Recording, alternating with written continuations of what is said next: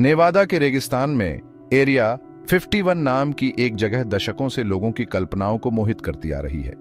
यह गोपनीयता का स्थान है जो बंजर परिदृश्यों और रहस्य की हवा से घिरा हुआ है। सालों से लोग आकाश में अजीब रोशनी और गुप्त सरकारी परियोजनाओं के बारे में चर्चा करते रहे हैं। एरिया 51 के अंदर वाकई क्या होता है? क्या यह उन्नत तकनीक का केंद्र है या कुछ असाधारण? सच्चाई सामने आ सकती है, लेकिन इसे खोजने का रास्ता साजिश और अटकलों से भरा है। एरिया 51 सिर्फ एक मिलिट्री बेस से कहीं बढ़कर है। ये एक सांस्कृतिक प्रतीक बन गया है जो अज्ञात और सरकारी साजिशों के आकर्षण का प्रतिनिधित्व करता है। आप चाहे एलियन एनकाउंटर पर विश्वास करें या अत्याधुनिक तकनीक पर, एरिया 51 की कहानी गोपनीयता और अटकलों के दिल में एक आकर्षक यात्रा है। इस गूढ़ स्थान के आसपास के इतिहास, मिथकों और स्थायी आकर्षण का पता लगाने के लिए मेरे साथ जुड़ें। एरिया 51 की कहानी 1950 के दशक में शुरू होती है, जो संयुक्त राज्य अमेरिका और सोवियत संघ के बीच उच्च तनाव का समय था। शीत युद्ध पूरे शबाब पर था और दोनों महाशक्तियां एक हथियारों की दौड़ में बंद थीं और अधिक शक्तिशाली हथियार विकसित कर रही थीं। डर और व्यामोह के इस माहौल में अमेरिकी सरकार को अपने नवीनतम तकनीकी चमत्कार U-2 जासूसी विमान का परीक्षण करने के लिए एक अति गुप्त स्थान की आवश्यकता थी। नेवादा रेगिस्तान अपने सुदूर स्थान और अनुकूल उड़ान स्थितियों के साथ आदर्श स्थान साबित हुआ। इस प्रकार 1955 में एरिया 51 का जन्म हुआ। ध्यान आकर्षित करने से बचने के लिए बेस को एक सरल अवर्णनीय नाम दिया गया था। इसका असली उद्देश्य शुरू से ही गोपनीयता में डूबा हुआ था। इसके भारी सुरक्षा वाले फाटकों के पीछे क्या चल रहा है, ये बहुत कम लोग जानते थे। हालांकि इस गोपनीयता ने केवल आधार की गतिविधियों के बारे में जिज्ञासा और अटकलों को हवा दी। U-2 जासूसी विमान अपने समय के लिए इंजीनियरिंग का एक चमत्कार था। यह 70,000 फीट से अधिक की ऊंचाई पर उड़ान भर सकता था, जो सोवियत लड़ाकू जेट और सतह से हवा में मार करने वाली मिसाइलों की पहुंच से बहुत ऊपर था।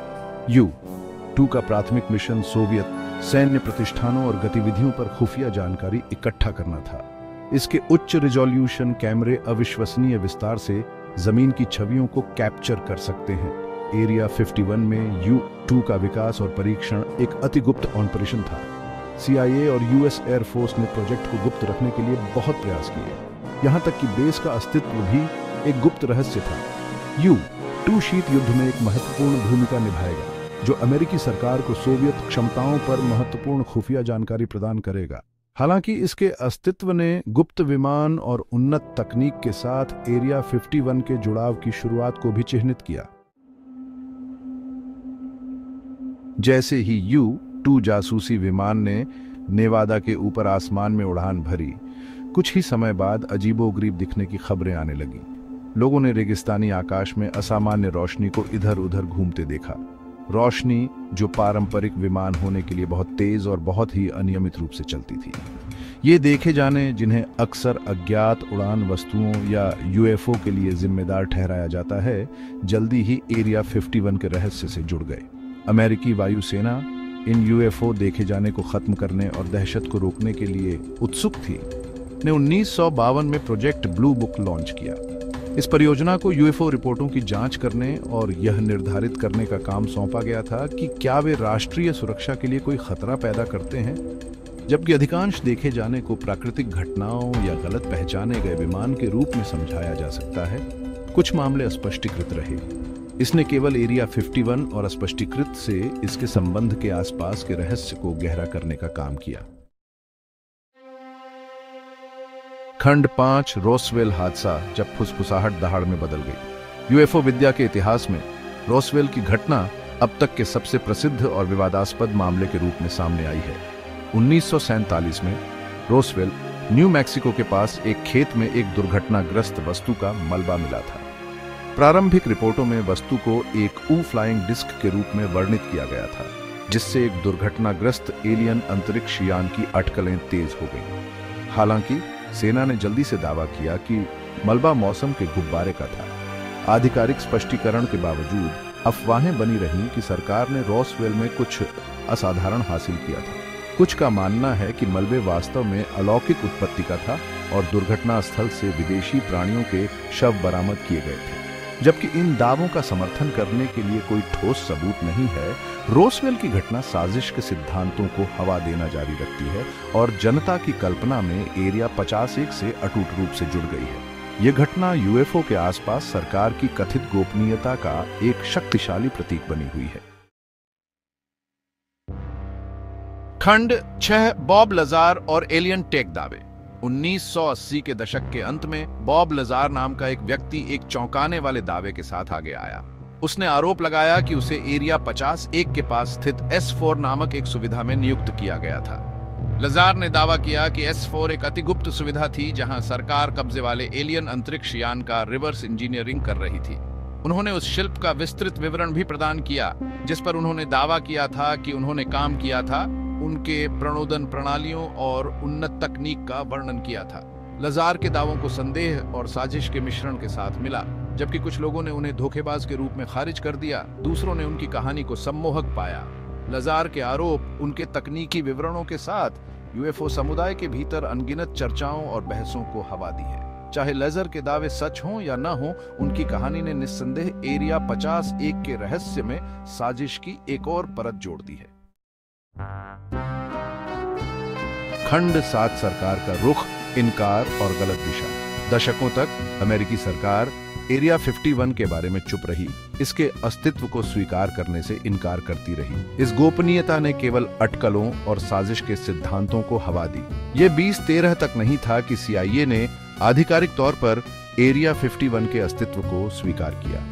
हालांकि तब भी एजेंसी के खुलासे सीमित थे।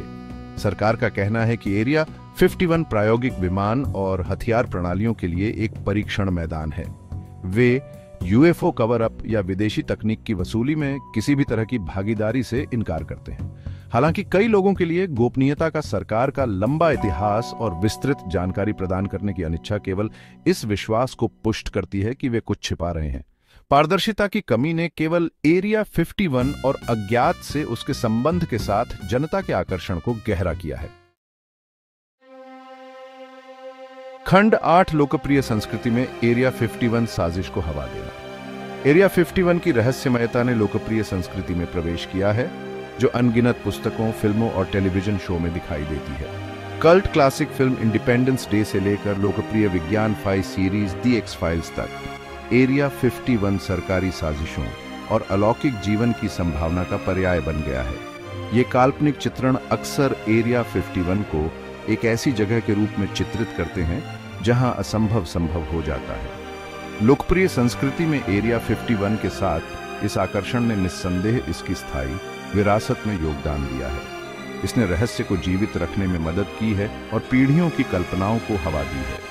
ये चित्रण तथ्य पर आधारित हों या कल्पना पर, वे अज्ञात के बारे में हमारी गहरी जिज्ञासा और यह विश्वास करने की हमारी इच्छा को दर्शाते हैं कि इस दुनिया में हमारी वर्तमान समझ से परे भी चीजें हैं। खंड 9 अज्ञात का आकर्षण, हम अभी भी मोहित क्यों हैं? एरिया 51 के साथ स्थायी आकर्षण मानव मानस के भीतर कुछ गहरे तक बोलता है। यह हमारी सहज जिज्ञासा, रोमांच की प्यास और सामान्य से परे किसी चीज में विश्वास करने की हमारी इच्छा का प्रमाण है। एरिया 51 परम रहस्य का प्रतिनिधित्व करता है, एक ऐसी जगह जहां तथ्य और कल्पना के बीच की रेखा धुंधली हो जाती है। हम एरिया 51 के बारे में पूरी सच्चाई जानते हैं या नहीं, इसकी विरासत सुरक्षित है। यह हमारी कल्पनाओं को मोहित करना, अनगिनत कहानियों को प्रेरित करना और एक अनुस्मारक के रूप में कार्य करना जारी रखेगा कि इस दुनिया में अभी भी ऐसे रहस्य हैं जिन्हें शायद कभी भी पूरी तरह से सुलझाया न जा सके। खंड 10 निष्कर्ष, रेगिस्तानी धूप के नीचे रहस्य। एरिया 51 गोपनीयता और अटकलों में डूबा हुआ स्थान अंतहीन आकर्षण का स्रोत बना हुआ है। शीत युद्ध में इसकी उत्पत्ति से लेकर यूएफओ से इसके कथित संबंध तक आधार अज्ञात का प्रतीक बन गया है। जबकि सरकार इनकार और गलत दिशा के अपने रुख पर कायम है, जनता की उत्सुकता कम नहीं हुई है। जब तक एरिया 51 के रहस्य रेगिस्तानी धूप के नीचे छिपे रहेंगे, अटकलें और अज्ञात का आकर्षण फलता फूलता रहेगा। शायद एक दिन सच्चाई सामने आ जाएगी, लेकिन तब तक एरिया 51 एक तांत्रिक पहेली बनी रहेगी, एक ऐसी जगह जहां असंभव बस पहुंच से बाहर लगता है।